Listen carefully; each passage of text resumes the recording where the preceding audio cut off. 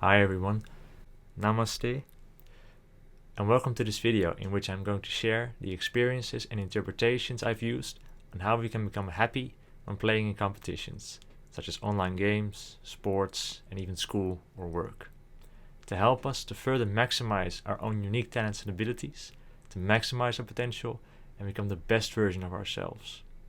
My name is jari'sTotelos. Thank you so much for being here.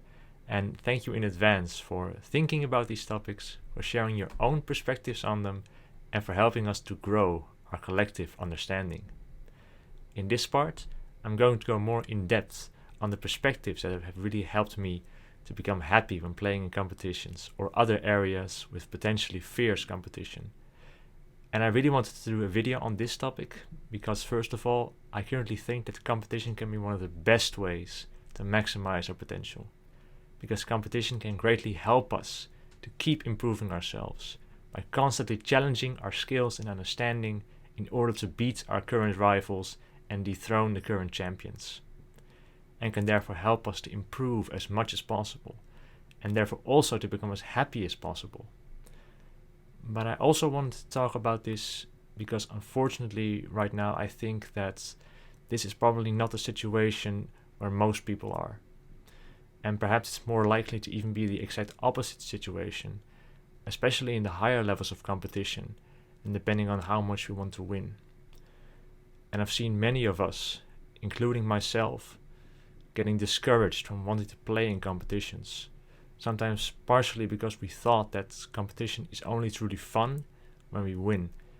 And then when we inevitably start losing, we might think that we are not good enough, and that we will therefore only embarrass ourselves and our team and make all of us more unhappy. Or we might get discouraged because of teammates, coaches, or parents yelling at us if we make a mistake, or because of other people laughing at us for losing or failing, or because we are in an environment where the pressure to win can lead to the fear of making mistakes. And then when we inevitably make mistakes, that can then lead us to feeling more stressed, more frustration, and all around just feeling miserable. And these situations can all be detrimental to not only our individual potential, but all our combined potential. But luckily, I currently think that there's a mindset which can greatly help in preventing this from happening, similar to the mindset of people like Rafael Nadal, who has most likely become extremely happy playing in the highest level of tennis competition, even when he wasn't winning as much, like in his amateur days.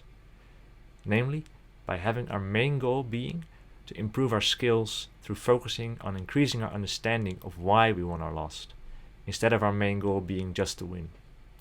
Because when we focus on improving ourselves, we can first of all show a more skillful and beautiful game, not just for our own growth and happiness, but also for the happiness of the people watching.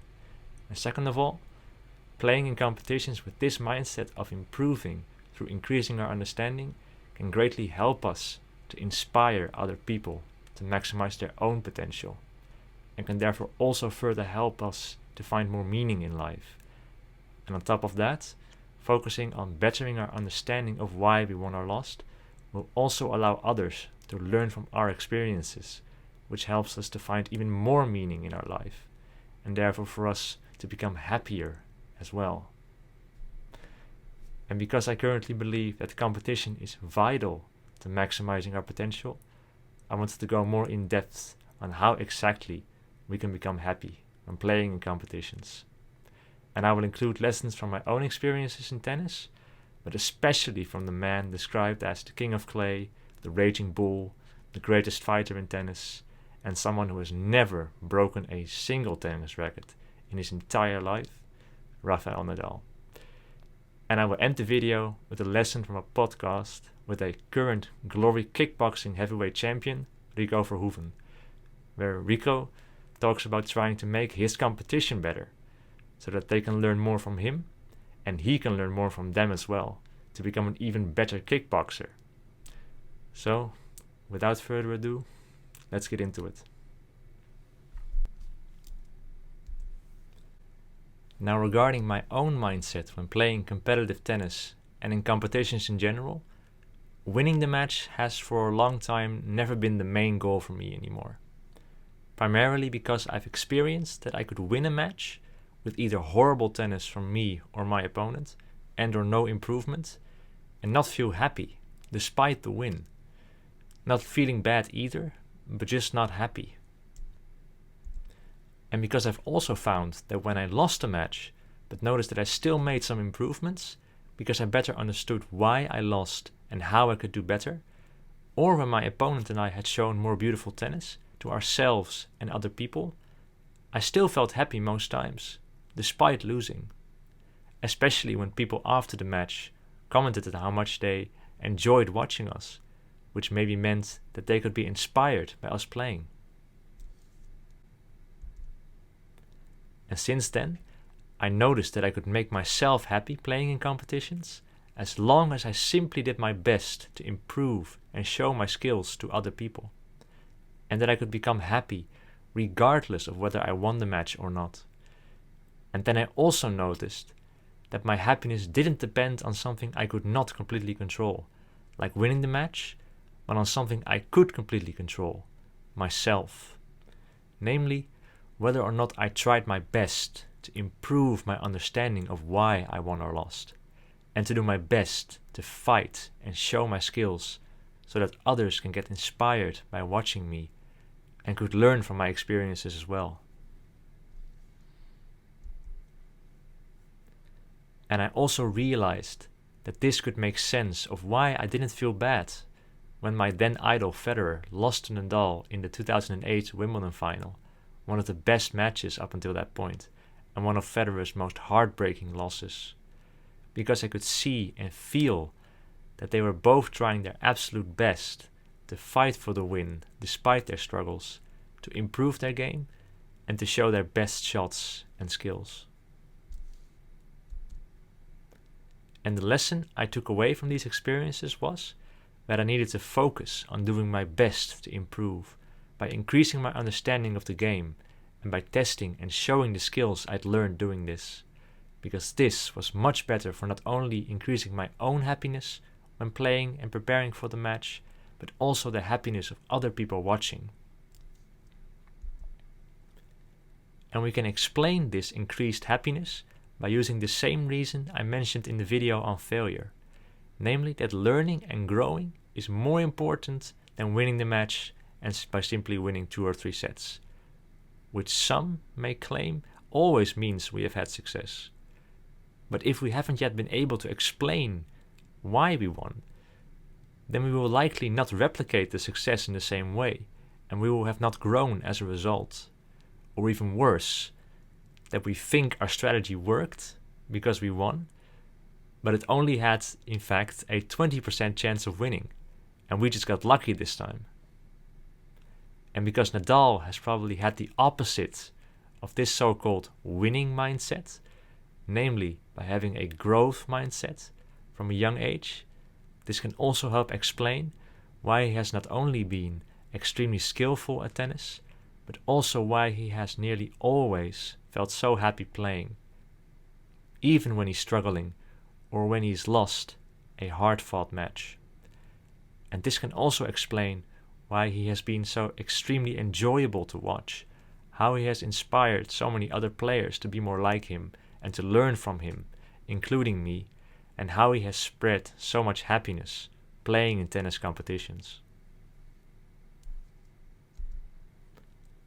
And therefore, I currently think that we can become happy playing in competitions much more easily when we set our mind to improving our skills by increasing our understanding of why we won or lost.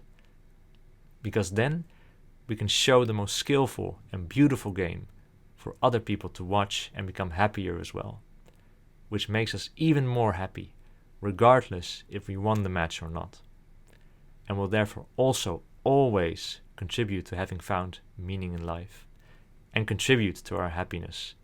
And to me, that is what truly defines a win.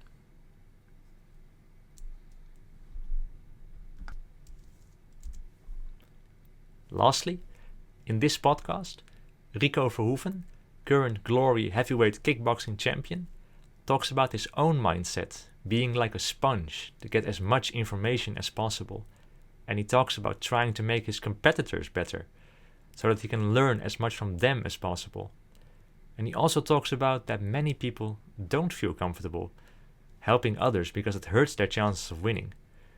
But Rico counters this by saying that if his competitor also wants to make him better, then the two of them can make each other better. And I currently think that Rico has become the world champion largely because of this mindset to focus on learning, growing and becoming better, just like Nadal. To maximize his potential in kickboxing, even through unorthodox ways like these.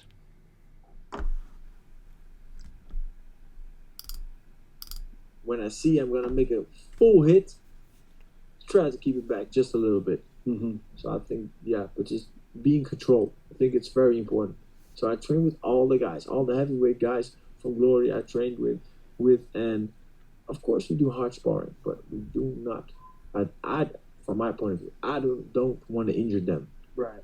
Yeah, I mean, it only makes sense. I mean, that's one of the most valuable things, right, is to have high-level training partners. Exactly. And if guys think you're going to put them to sleep all the time, they're not really interested in sparring with For example, I train with Benny Adikbui.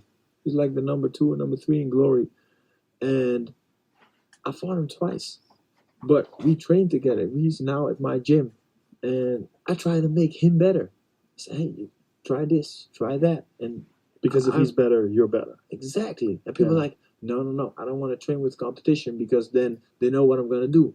That's true, but you also know what they're doing. So it just depends on how you approach things. I think every negative thing has a positive thing at it as well. So I'm always looking at the positive things and always try to surround myself with people that are positive. And that's the vibe that I'm going with because that's what works. Well, that's also the mark of a confident fighter. Like, you know that you're the best. So if you help him, he's just going to help you become even better than you are currently. Yeah, but you gotta be comfortable with that. Because you also see a lot of guys that like, no, I'm not gonna do that. I'm not gonna do this. I'm not gonna help that guy. I'm not gonna tell him whatever because it's not gonna be good for me. But in the end, everybody that gets better can help me get better as well. So I always position myself as a sponge, try to get as much info in wherever I am. So for example, I'm now really going into acting. I want to act. So now Kevin was on your show as well. Kevin Hart? Yeah, I saw you were training with him. Yeah, so it was a lot of fun. The first kick he ever threw, he threw with you. Yeah, so it was crazy. He's a great guy. Yeah, he's such a good guy. But so much positivity, and he has such a great vibe, and he's such a great mentor. And I was just sitting there, we were talking, and like I said, I was just positioning myself as a sponge. I was just trying to get as much information in there as possible. And now I'm here now in LA for about a month.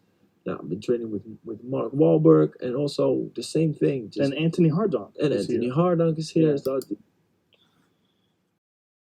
These.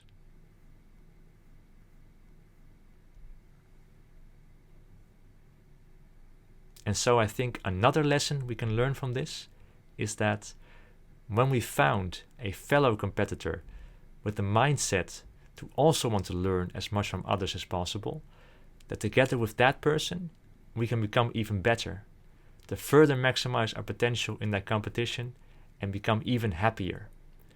And this would likely mean that the more like-minded people we can find, including people who can mainly support us emotionally like friends and family, the better we can become. And therefore, I also currently think that we need to look for as many of these like-minded competitors as possible, so that when we are playing with and against each other to test our current abilities, as many of us can become even happier. And that when we use the growth mindset, where we maximize our own potential and then combine it with trying to help others to do the same, then we can become much happier when playing in competitions much more easily.